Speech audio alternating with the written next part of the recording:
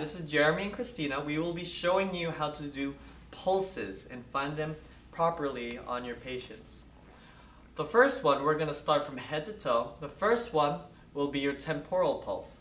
Now to find this pulse, if you follow yourself in your outer canthus of your eyes, take your hands and draw them back, and you can feel them pretty strong right about there on your patients.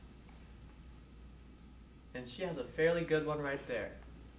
Now, the next one, the carotid, is underneath your chin or on your neck, right about here. But remember, when feeling your patients on this one, it's a pretty strong one actually.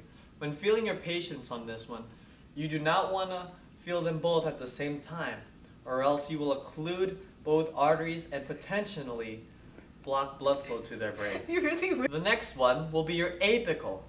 Now, to listen to this one, you will need a stethoscope. It is the only one that uses a stethoscope to assess the pulse.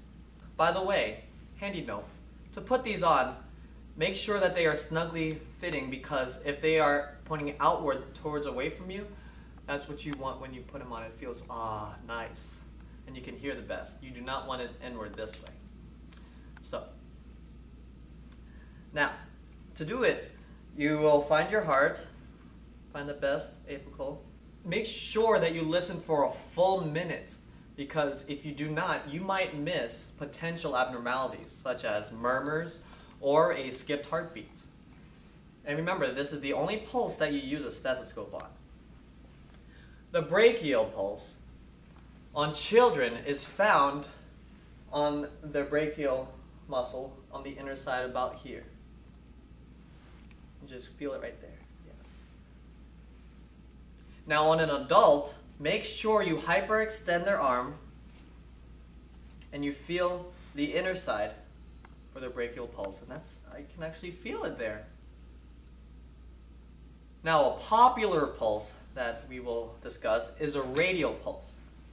Now to find this one, you will take their hand and reach over their bony prominence.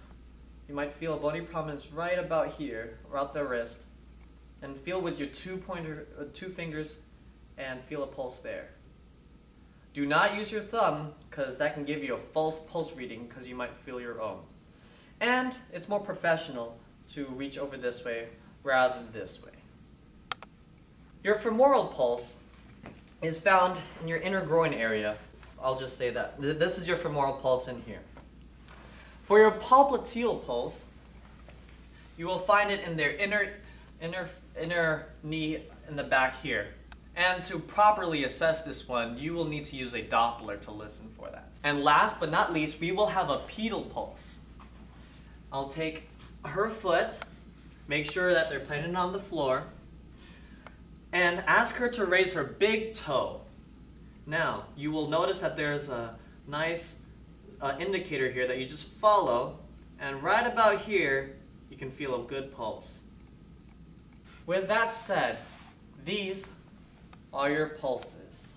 Now see if you can answer these questions.